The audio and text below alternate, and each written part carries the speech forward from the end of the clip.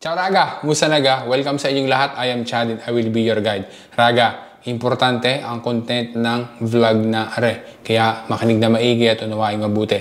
Para na sa ganun ay maiwasan na magkamali ng desisyon at hindi masayang ang perang nagastos at madaming taon ng paghihintay para sa pag-ayos ng importanteng dokumento din sa Italia.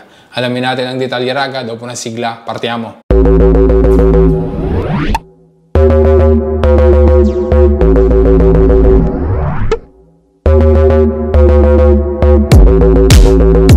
Diga Raga, doon sa mga previous vlogs ay nabanggit ko na sa iyo kung gaano ka-importante ang pagkakaroon ng PEC.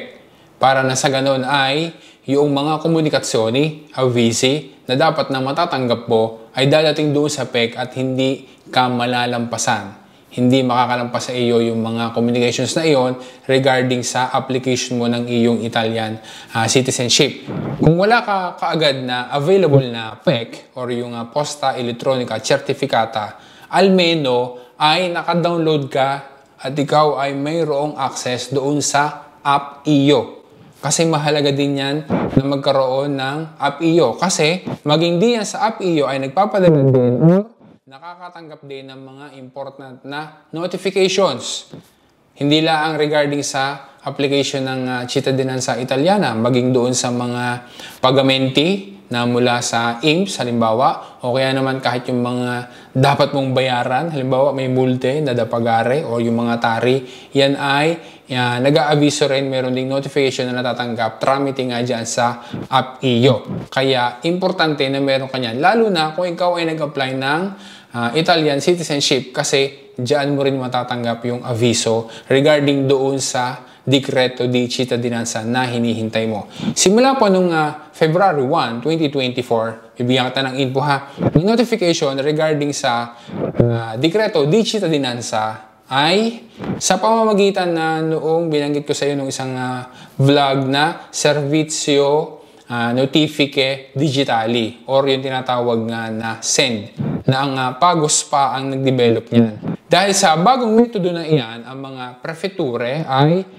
sila yung magta-transmit noong mga dekreti sa pamamagitan noong sistema Cives doon sa plataforma and then doon ipaprocess na lahat ng mga notification, nandun yung procedure. Paano ngayon ang mangyayari? Kung ang isang residente ay mayroong PEC, doon niya matatanggap yung digital notification about doon sa kanyang hinihintay na Decreto di Cittadinanza. At yan ay mayroong legal value. Kapag ka naman ikaw ay nakatanggap ng communication doon sa iyong PEC, ay mayroon yung kasama na link. Okay, mayroong link doon na kasama sa email para ma-access mo yung mga documents sa send. Okay, kapag ka naman halimbawa na walang PEC yung recipient, ay di ipapadala yon kung rekomendata na ang data ritorno doon sa kanyang residensya. Aray ang importanteng infohan na dapat na maging malinaw kasi may timeline na dapat na susundin ikaw. At saka dapat ay ite-take note mong aring maigi. Once kasi na ma-access mo yung notification, kahit pa sa iyong PEC niyan dumating, o kaya naman ay doon sa App iyo mo na access, o kaya naman ay natanggap mo ang sulat with rekomendata, nagsisimula na doon ang validity ng Decreto di Cittadinanza. Base sa Legge 5 ng Febbraio del 1992, yung numero 91 para sa nuove norme sulla cittadinanza, sabi sa Artikulo 10, ang Decreto di Cittadinanza o ang kautusan na nagbibigay ng pagkamamamayan ay walang epekto kung ang taong tinutukoy nito ay hindi kukuha sa loob ng 6 na buwan ng pag-abiso sa mismong kautusan. Ng isang panunumpa, sabihin ay hindi daw siya makakapanumpa sa loob ng 6 na buwan, okay, na siya ay magiging tapat sa Republika at susundin ang konstitusyon at ang mga batas ng Estado.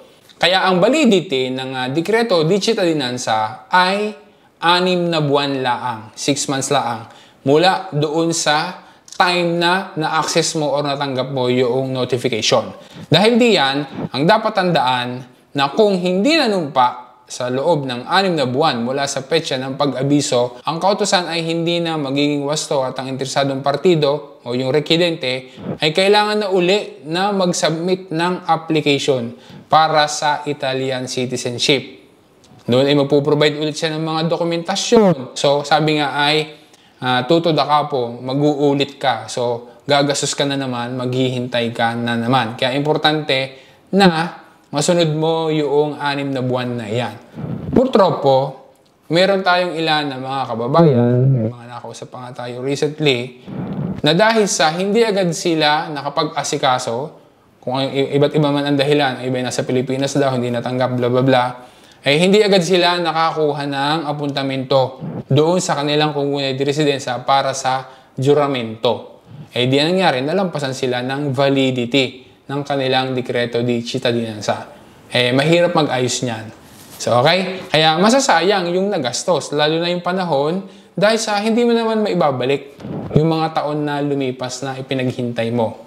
Masasayang yung nagastos, masasayang din yung panahon. Dahil di yan, Raga, ipapakita ko sa iyo kung paano ka kumuha ng apuntamento online sa Comune di Milano para sa pagsabit ng documents at tuloy na din sa pananumpa. Halimbawa, meron ka ng dekreto di cittadinanza, kailangan nakukuha agad ng apuntamento. So, ipapakita ko sa iyo kung paano yan gawin. Kapag ka nandinig ka na sa website ni Comune di Milano, hindi siyempre maglalagin ka. So, i-click mo lang to. Tapos, HID. Okay? And then, enter on speed o kaya naman CHIE kung anong available. So, ako, prefer ko yung speed. So, maglalagin ka lang. Susundan mo lang yung instructions gaya ng paglalagin. Dapat ay alam mo na yan. So, ngayon, kapag nakapag-login ka na, siyempre, kukuha ka ng appointment, di ba? So, ano ba? Click mo tong appuntamenti. Tapos, nuovo appuntamento. Tapos, ay pipiliin mo dito kung anagrafe. Okay, argumento. Cittadinanza italiana. Ayan. Pag napili mo na yan, i-click mo lang ito, avanti. So, prenotazione appuntamento. Controllo numero decreto. So, ilalagay mo dito yung codice fiscale. Okay? Tapos, dito yung numero ng dekreto. Okay? Para malaman mo kung ano ba yung numero ng dekreto, i-click mo lang ito. So, yan. Makikita mo yung example. So, doon sa Kappa 10 na makikita mo, doon sa dekreto, di ba? Kasi may dumating sa'yo na dekreto galing halimbawa sa Presidente ng Republika. So, meron doong number. So, yung number na yan ang ilalagay mo dito. Okay? So, codice fiscale mo, tapos yung dekreto. Kapag nailagay mo yan tama, ito magiging pula siya at clickable na siya. So, i-click mo yung verifika. Dapat ang lalabas diyan ay kukontrolin nila at sabi ay may record na daw sa komune. Ibig sabihin, yung Kappa 10 mo, yung dekreto ay na-forward na sa komune de residenza. Kaya meron na. Okay? Pero pagka naman wala pa, sasabihin na wala pa sa record, ay di babalikan mo ulit yan, gagawin mo ulit after mga ilang araw. Lagi mong i-check. Para kapag ka nag-green na siya at okay na, ay di susundan mo lang yung mga susunod na steps at kailangan na gagawin mo, okay? Gagawin mo yung, ang pipiliin mo yung pinakamaaga na appointment na makukuha mo at saka kung saan. So kapag ka nilagay mo yung mga details dito, na-verify mo at okay na, so i-click mo yung Avanti and then susundan mo yung mga susunod na steps, gagawin mo siya. Hanggang sa ikaw ay makapag-fix ng appointment. Kailangan na makapag-fix ng appointment as early as possible para hindi maaabutan ng iskadensa ng dekreto. Kasi sayang naman, ang tagal mong hinintay, tapos ay may expire lamang dahil hindi ka kaagad kumuha ng appointment. Ngayon, kung ikaw naman ay halimbawa na nasa sa ibang komune, maaaring iba ang procedure. Maaaring ko ipupunta doon sa opisina, doon sa office ng komune, o kaya naman ay online din. So, ito pinapakita natin, ito ay para sa Comune di Milano.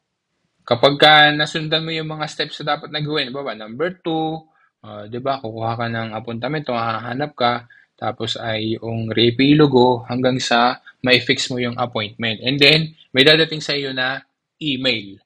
kung saan naandoon yung prenotasyon mo. At kapag malapit na, base doon sa aking experience, kapag malapit na yung apuntamento mo, 1 week or ilang araw bago dumating yung mismong araw ng appointment, nagme-message ulit sila, nag-i-email ulit sila ng promemoria para ipaalala sa iyo yung iyong appointment.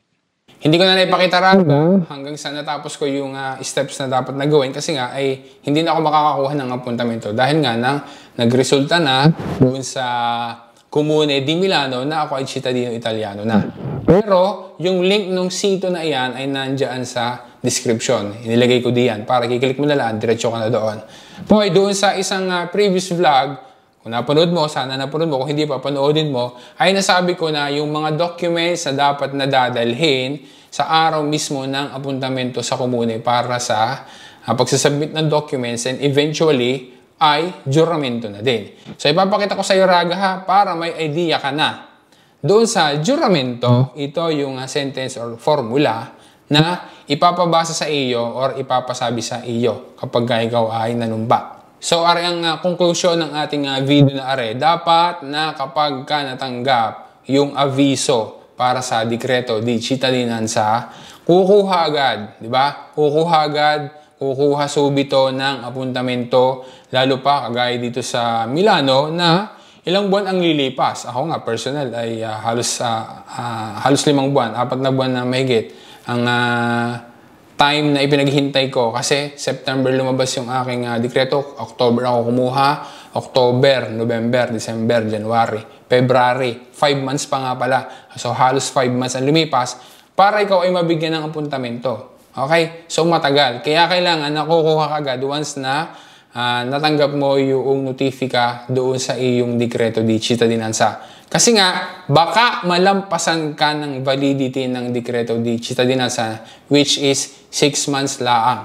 So yun Raga, umaasa ako na aring importante na content na rin ng video ay nakatulong sa iyo, naging malinaw sa iyo at sana ay ma-share mo rin sa iba. Parang sa ganon, sila rin magiging well-aware din.